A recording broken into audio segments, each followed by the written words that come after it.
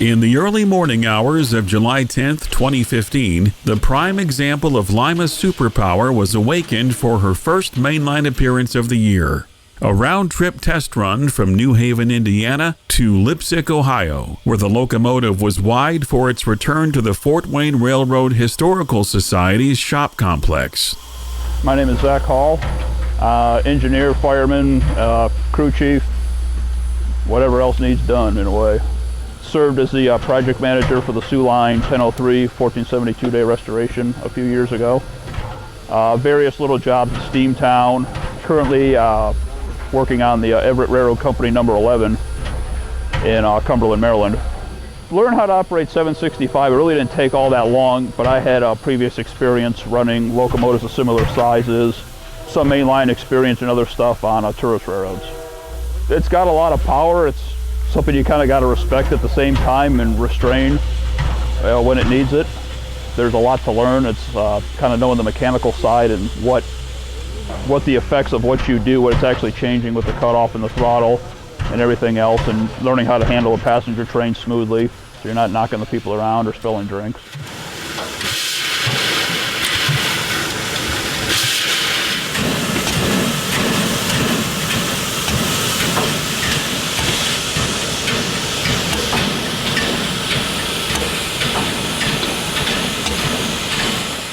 Back in the cab, Zach Hall was going over a few last-minute FRA checkups before departure. The FRA requires certain things that we inspect every day, and this is copied right out of the federal regulations, basically our own form though with the items that the FRA requires. So I'm just signing off on what I've inspected this morning, and when the engineer and firemen come on duty, they'll do the same.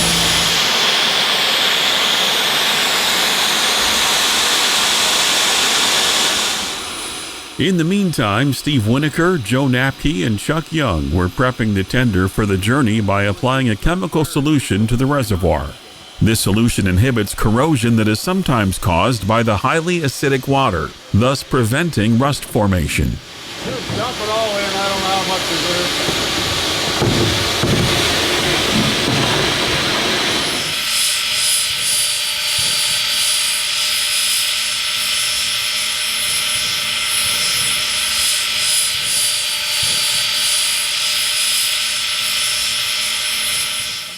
Later in the morning, veteran engineer Rich Melvin arrived to discuss slow orders imposed by Norfolk Southern between the Society's connection at Cassad and Leipsic Junction. The trainmaster noted slow orders between Melrose and Oakwood involving a bridge over the Auglaize River and another over its tributary nearby. Due to intense flooding that June and throughout the first week of July, trains were limited to a mere 10 miles per hour over the bridges. After the short conference between the Fort Wayne steam team and the Norfolk Southern pilot crew, the train departed as symbol 955 of the 10th for Dawkins Siding, which was about a mile to the east. The 765 would be traveling over home rails, the old flat-as-a-pancake nickel-plate main line known for fast freight service between Chicago and Buffalo. July 9th's train 955 was en route with the 765's coaches for the following weekend's trips to Lafayette, Indiana and back.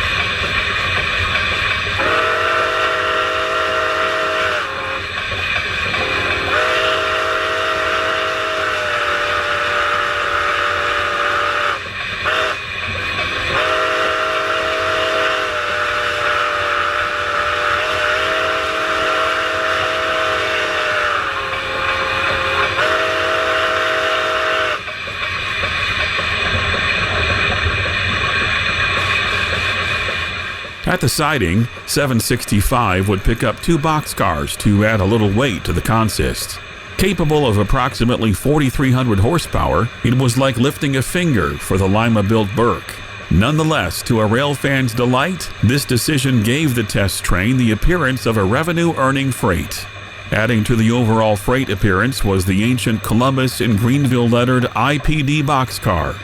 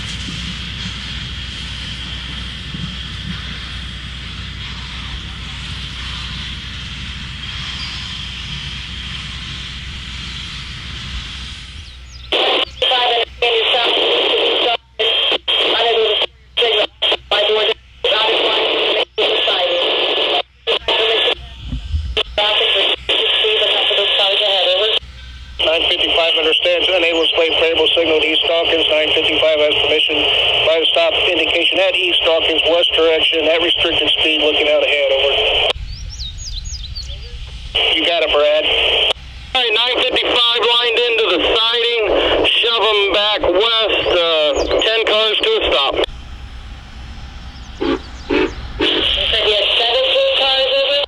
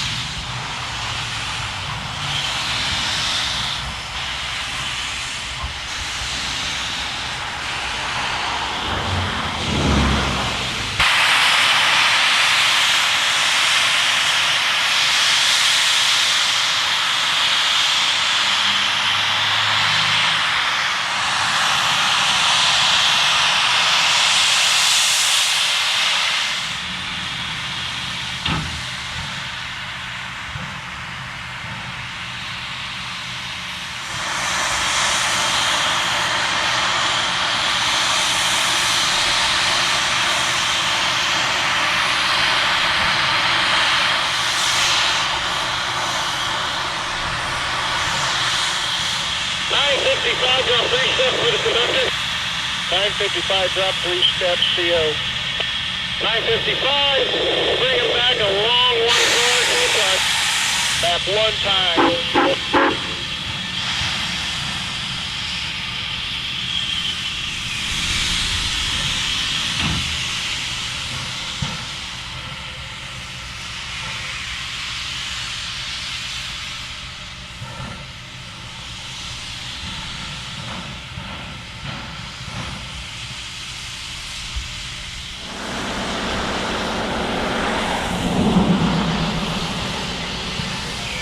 955, 20 feet.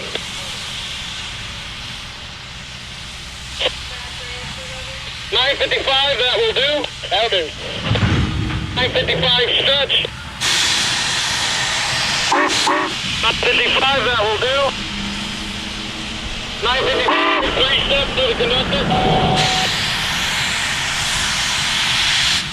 955, 3-step applied CO.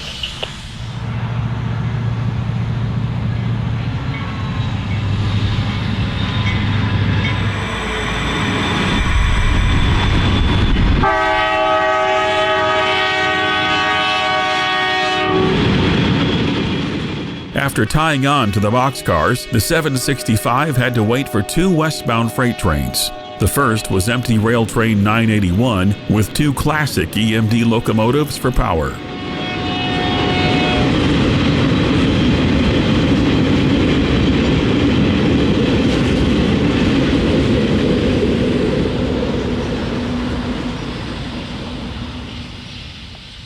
Next, the westbound auto rack train 27J passed the 765 with the BNSF Heritage 2-9 on the point. Note the war bonnet painted HVAC unit and replacement engine cab doors.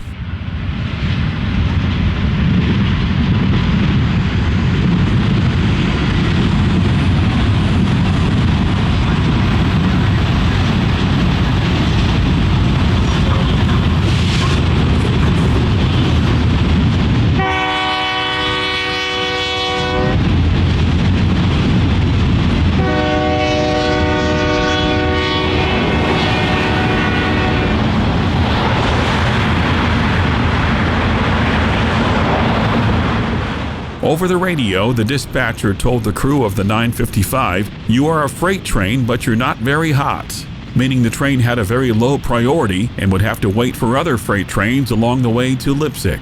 In response, Chief Mechanical Officer Steve Winokur replied, "Oh, trust me, we are hot."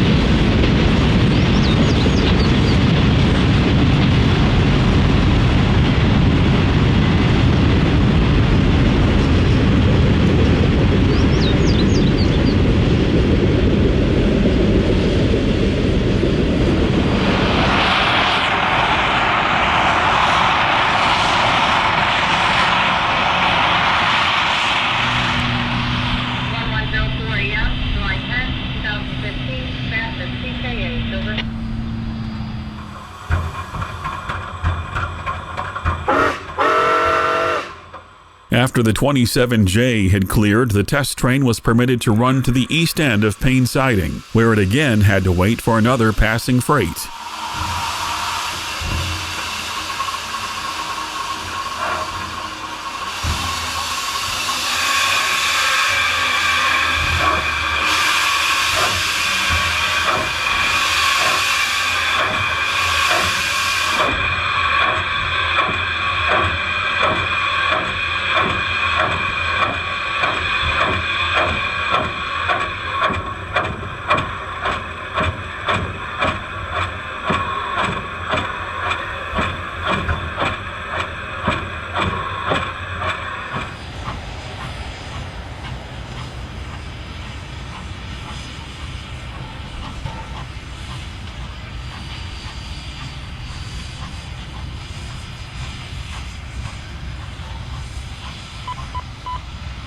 .955, Brad.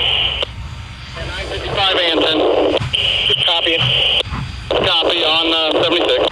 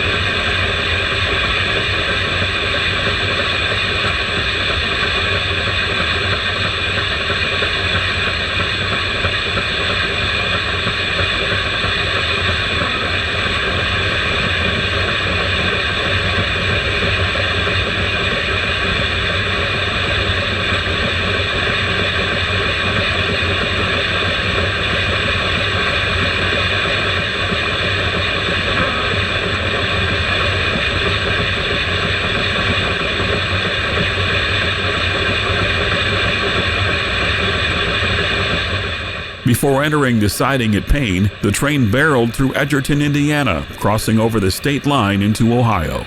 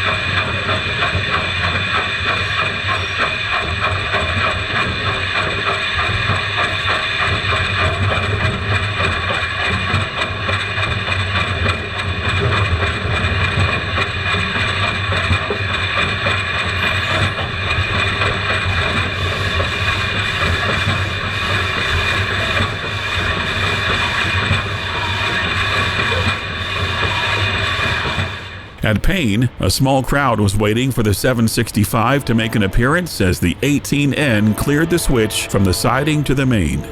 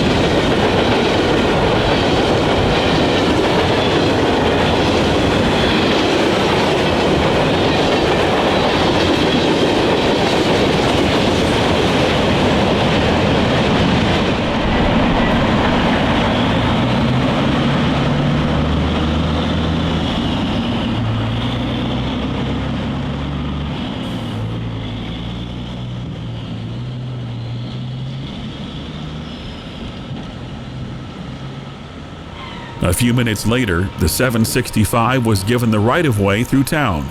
We later caught it at Bryston, Broughton, Melrose, Oakwood, and Continental before the 955 was held for another westbound in Miller City.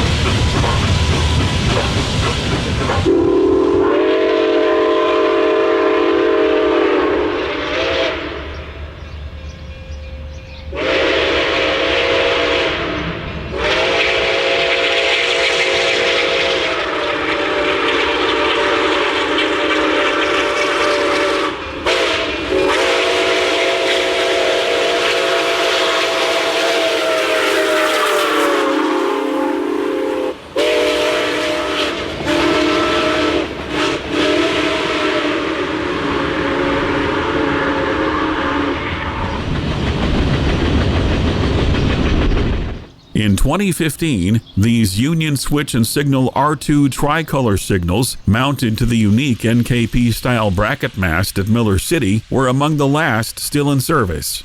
These very lights would have guided the 765 and its sisters over the main line in the 1940s and 50s.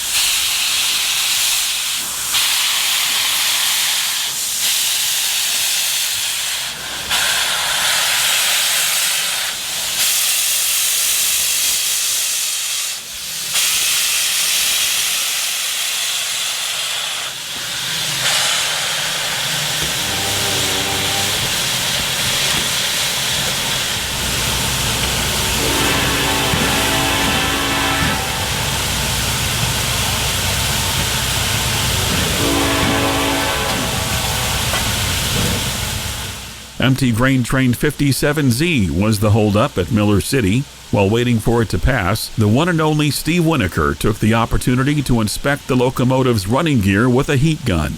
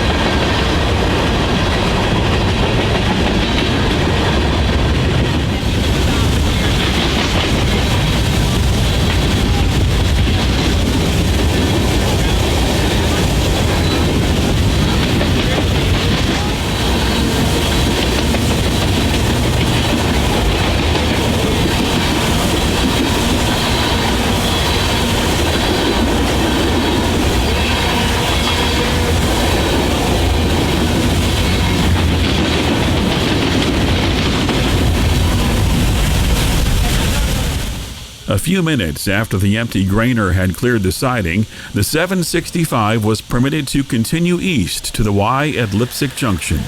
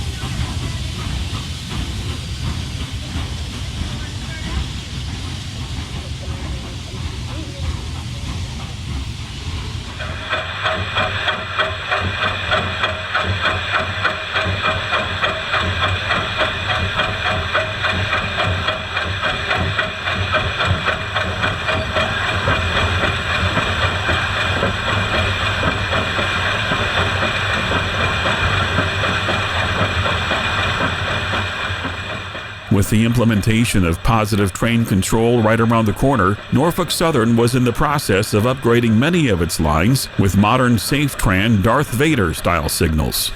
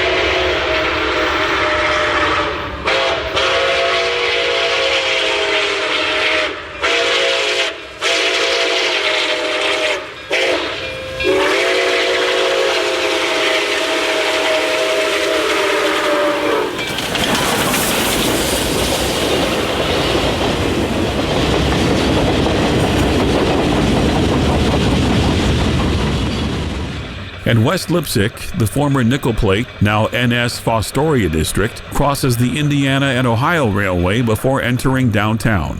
Like Miller City, the diamond was also still guarded by the Nickel Plate era US&S signals. KN Interlocking Tower once protected the crossing at West Leipsic and was closed around 1981.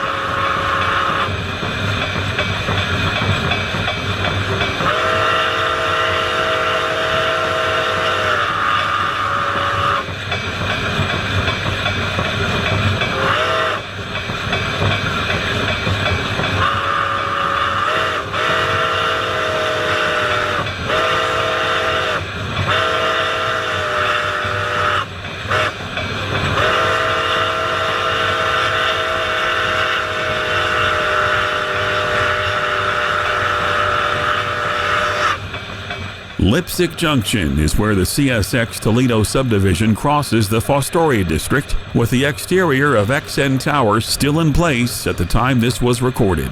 XN was closed a few years after KN, sometime in the mid-80s. KN at West Leipsic was quickly demolished upon closing, but XN stood for decades as a monument to what once was. Due to liability concerns, Norfolk Southern knocked down XN Tower in August of 2018. XN Tower featured an NKP appearance but was manned by B&O operators. This was because the Nickel Plate was the second railroad to arrive at Leipsic and by law had to pay for the cost of the interlocking.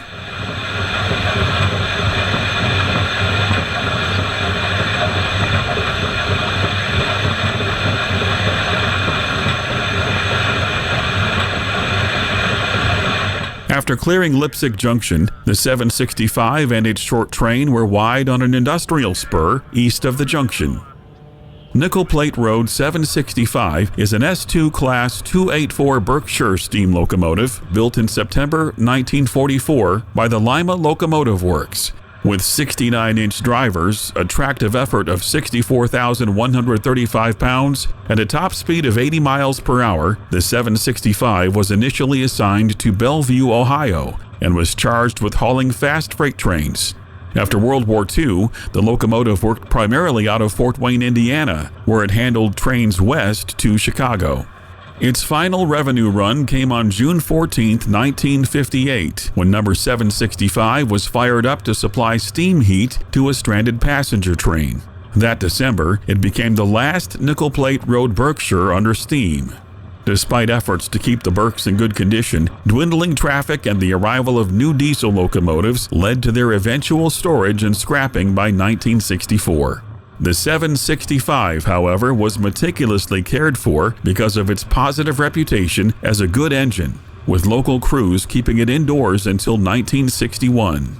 Fort Wayne's Elevate the Nickel Plate project, completed in 1955, prompted the city to request S2 number 767 for display at Lawton Park, as it powered the inaugural train for the overpass's grand opening. Unfortunately, 767 was found to be in poor condition, and because of this was scrapped. Instead, the railroad donated 765 to the city in May of 1963, disguising the locomotive as the 767. Fortune smiled upon the 765 in the early 1970s when the Fort Wayne Railroad Historical Society breathed new life into its steel veins. Its dedicated members restored the locomotive to operation for mainline excursion service. The 1980s and early 90s saw 765 on the Southern Railway Rat Hole and the former C&O New River Gorge route. A hiatus ensued in 1993, but not before earning a rightful place on the National Register of Historic Places in September of 1996. Resurrection came in 2005 as 765 emerged from a comprehensive 5-year overhaul. Since 2010, it has regularly visited the Cuyahoga Valley Scenic Railroad in the fall, hauling scenic excursions through the national park. From 2012 to 2015, 765 pulled excursions on Norfolk Southern in Indiana, Missouri, New York, Ohio, Pennsylvania, and West Virginia for the 21st Century Steam program. In 2016, it ran excursions on Metra's Milwaukee District North Line and even the Rock Island District Line in 2017 and 2018. In 2022 and 2023, it visited the Indiana Northeastern Railroad for the Indiana Rail Experience excursions. 765 is likely to call the Indiana Northeastern home for the foreseeable future.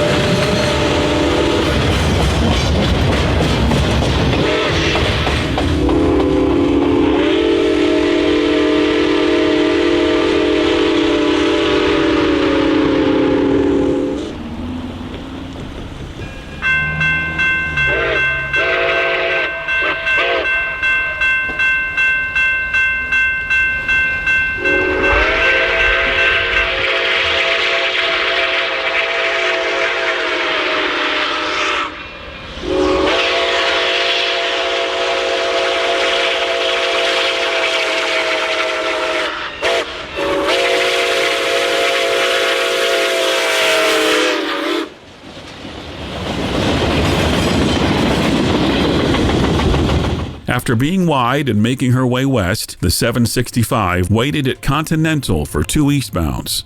The first train was 10E, which featured an abundance of armor yellow locomotives for power.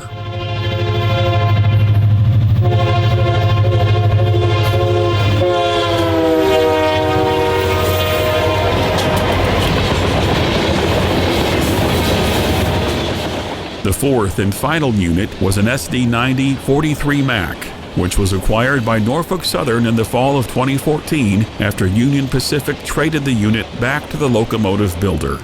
Continental is unique in the fact that it has a lap-type siding. A lap siding has 3 tracks that may be used as a single long siding or 3 tracks to store shorter trains.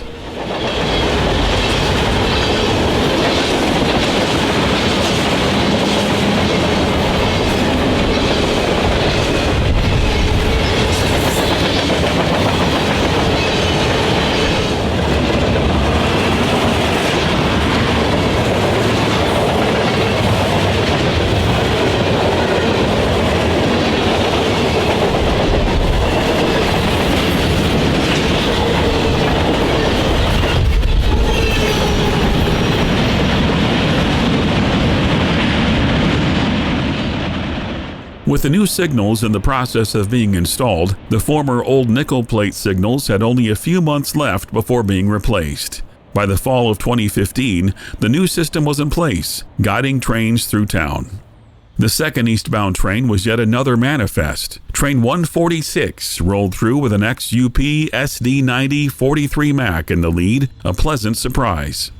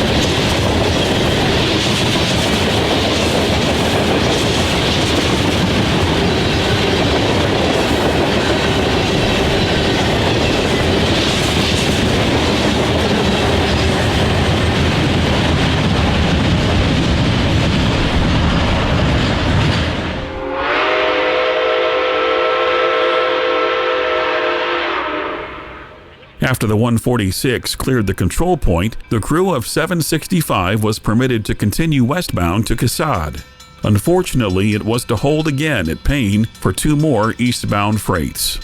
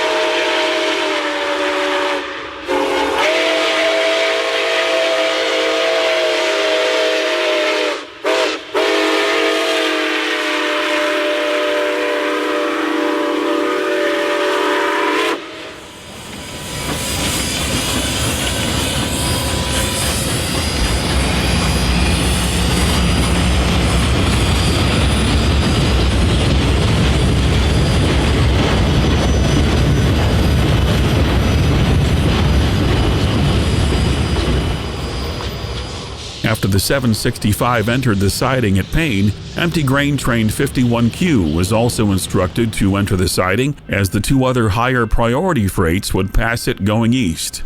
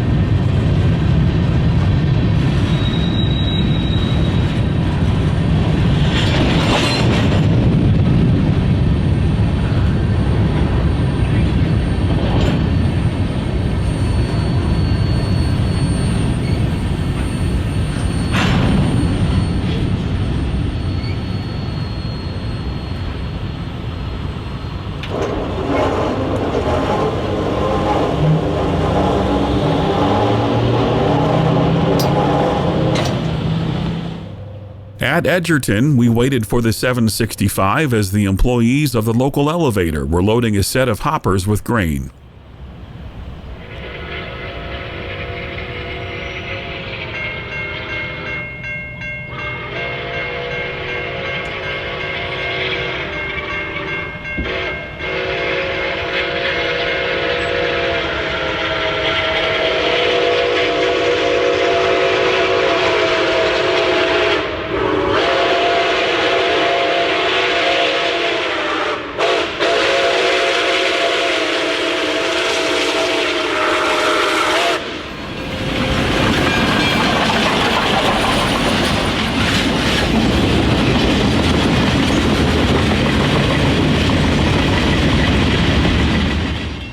In New Haven, we caught up with the 765 at Casad, where it would take the spur back to the Society's shops.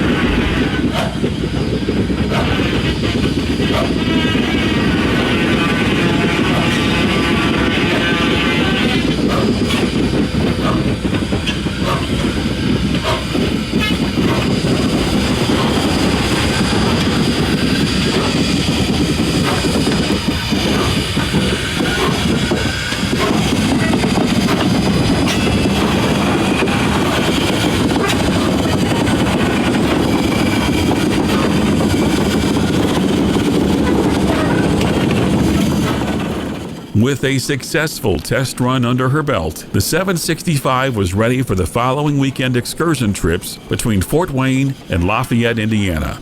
However, its train of classic passenger cars had yet to arrive and was apparently en route to East Wayne Yard in nearby New Haven. We revisited Payne once it was confirmed that the train was en route and nearby. Before we recorded it, we saw eastbound Triple Crown Train 256.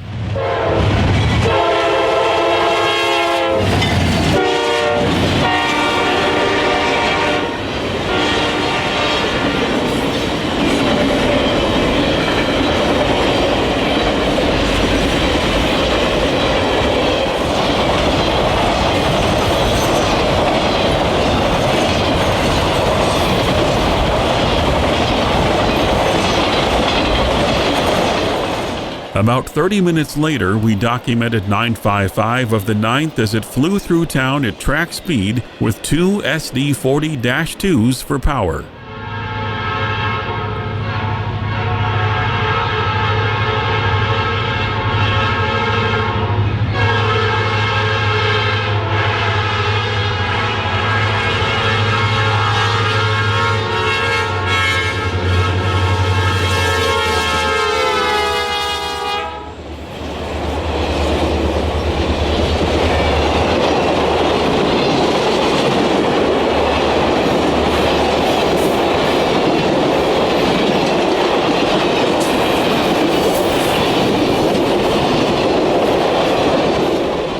We hope you enjoyed our coverage of Nickel Plate Road 765's 2015 test run and look forward to bringing you more videos of this magnificent machine soon.